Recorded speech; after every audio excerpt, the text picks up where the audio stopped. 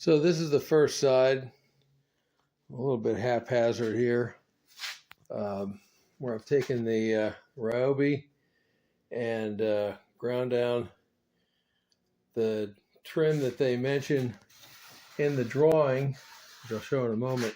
Plus, one of the comments was, why aren't you doing the leading edge? So I'm trimming the leading edge as well. I don't want to go too close to the stuff here, but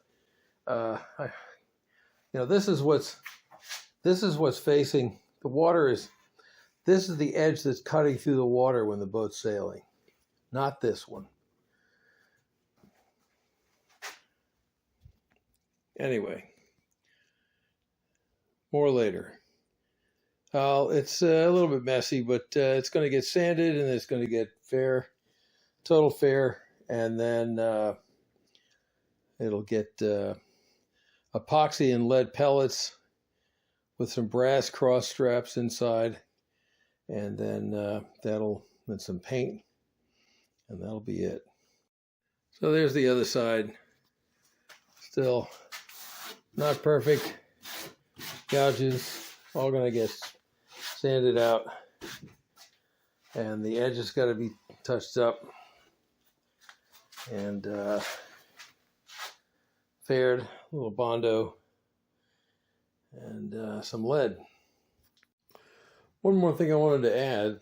So I just watched Lou Sauzet's tune-up of a Ryobi hand planer, which I did not do.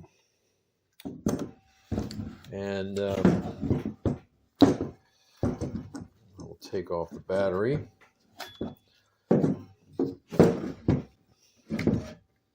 So that I can safely take this over.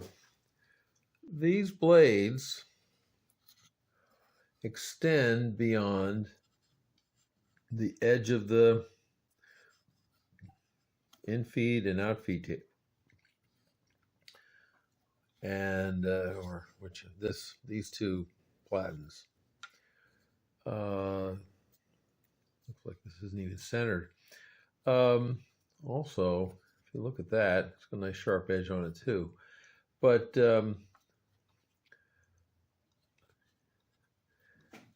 one of the tune-ups that he does is to trim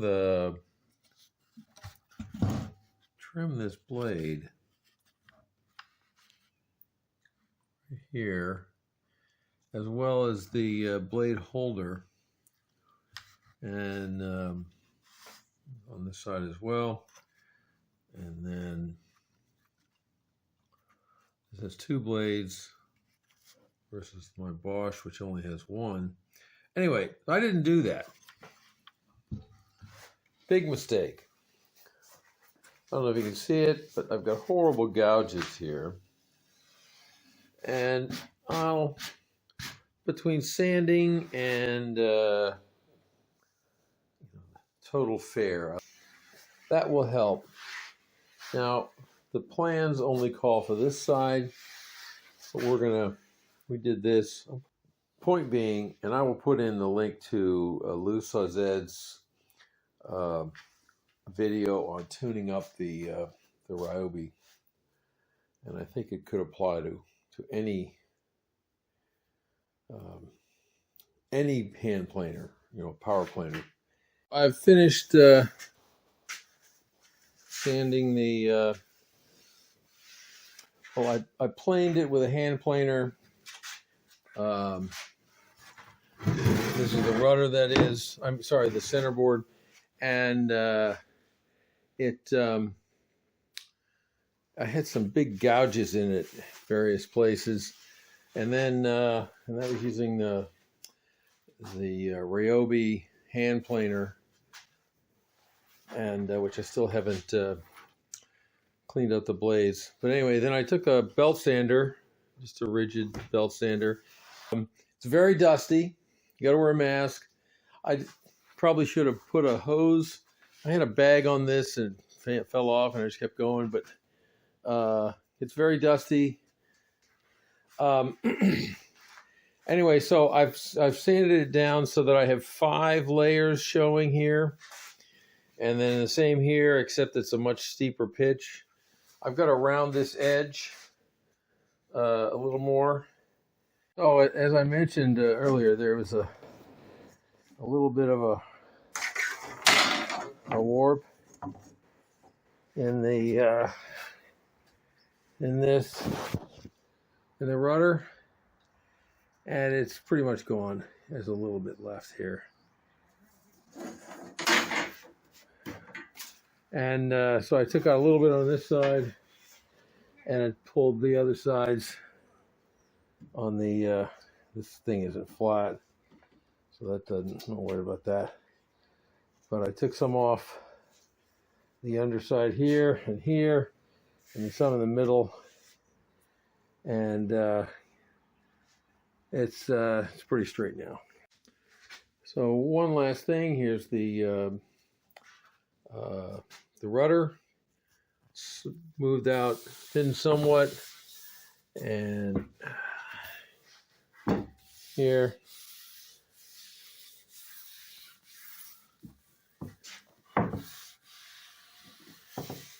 fairly smooth, and as I mentioned earlier, there was a little bit of a rise in it, so I took off some here and then some back on this side, and that trued it up. As you can see, this is over 1 inch thick, which is really good. I think it's I may have to trim a little bit around based on the brass hardware I end up getting, but I'd prefer it to be a little bit thick than thin. And also this Akume plywood, it's got, I forget how many plies it is, but this is a huge, really great plywood. And apparently better than the Doug fir plywood that they were offering. So I'm glad I went this way. The same price, might have even been a little bit cheaper. Anyway, this has to be epoxy sealed, primed, and painted with bottom paint. I still have to fill these holes. I'm going to do that after I epoxy the surface, because I didn't do this on the other side. I want to fill these holes with thin epoxy so that there's nothing in there. There's no little cavity in there. But anyway, moving on. So I finished sanding this. Got a few little gouges here and there, but scuffed up this surface, which is a little bit below the surface, and these guys turned out perfect. On the other side, the lead pellets came through just a tiny bit, but that should cover up. The corners around it sort of missed that one a little bit, but it's good enough. The good is the enemy of good enough. Anyway, so I did both sides. Always use clamps. Always use clamps. Now it's to fairing, priming, and painting. Lipstick, powder, and paint. Thank you, Tom Principato. So there's here it is. It's kind of ratty. I may come back and do another skim coat on top of it, but that's enough for a first coat. The problem is I had to build up so much stuff that, and yes, I can smell it now. I've just taken my mask off, and boy, this stuff is definitely good stuff.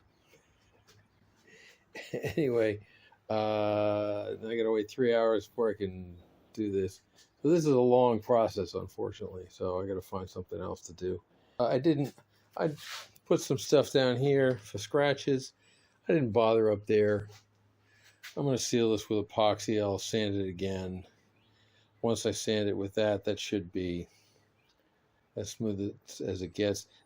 So the fairing compound cleaned up really well. Nice and smooth, and a little bit of a divot here, but it should be okay.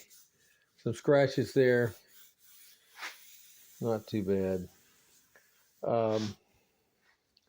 So I'm going to put the epoxy on. The epoxy is going to give some thickness there. I'll probably sand the epoxy before I paint anyway. So moving on. So there's the first coat of thinned epoxy. So I did 5 pumps of total about 2 to 1. And it was like 100 milliliters.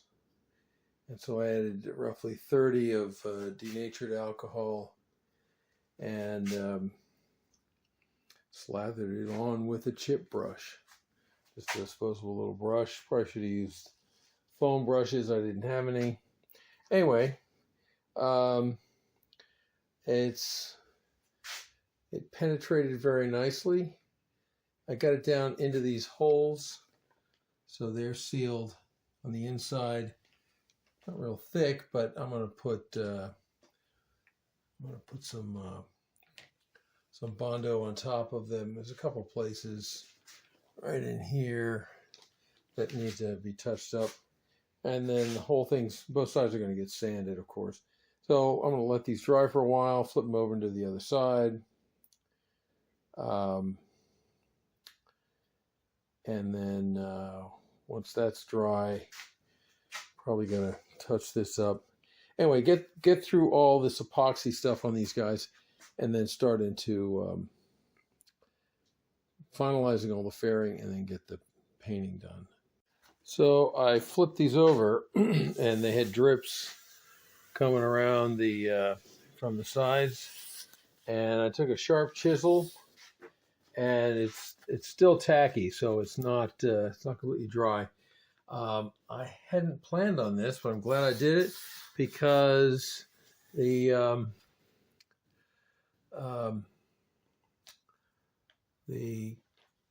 epoxy's still tacky, and I was able to scrape everything off, so I have a fairly smooth edge here instead of a bunch of blobs that I have to sand down, which I'd rather not fiddle with. So there it is, second side painted. Usual problems: cheap brush, losing hairs, have to dig the hairs out of the epoxy.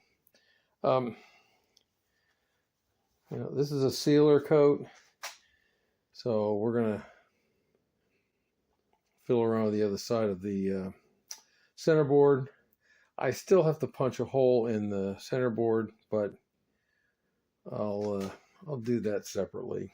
So this is the end product after sanding the epoxy. It's nice and smooth. It's not perfect. Sanded through in a couple places, but I'm not too worried about that. It's still soaked into the wood, and the ends are still laden with epoxy. But when you're doing this, you get all these little specks of little balls of epoxy, and you got to stop periodically, or else they clog there's one, but you can get them all over the place, and it will put little circles on the finish, and also just leave blobs on the surface. Anyway, this baby's next. I still got to do some fairing work on the other side, but I'm going to go ahead and sand this side and flip it over. I'm going to touch this up by hand. It's still a little shiny. Don't want it shiny, I want it matte. So here's the last little bit. just barely a little bit of some real skim coats on some dings here. In these holes, little couple corners here and there. And we are going to declare victory and stop. So there's the first coat of rusty metal primer, which I thinned a little bit with some paint thinner. And unfortunately I couldn't find my good brushes, so I used a chip brush. So I sanded off all the or most of the previous coat. It was put on with a chip brush. It looked terrible, but looks much better now. Sanded most of the paint off, back down to the epoxy. Also put a heater in the garage, so things are drying a lot faster. Have to flip this over, put 2 coats on that, and I'm going to set these aside. I got to move on. Finally completed the Rust-Oleum on these two boards, the rudder and the centerboard, and now they're not quite dry. Once they're dry, I'm just going to set them aside. This stuff turned out really well. I'm very happy with it.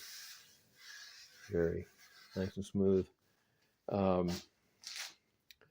Any kind of additional painting, for example, the centerboard is going to get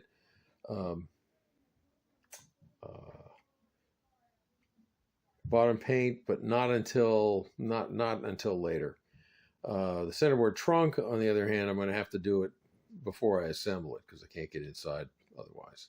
As far as this goes, since I'm not sure what the ultimate paint job is going to be on this, that's going to wait until the rudder gets installed, which is way further down the line. TTFN.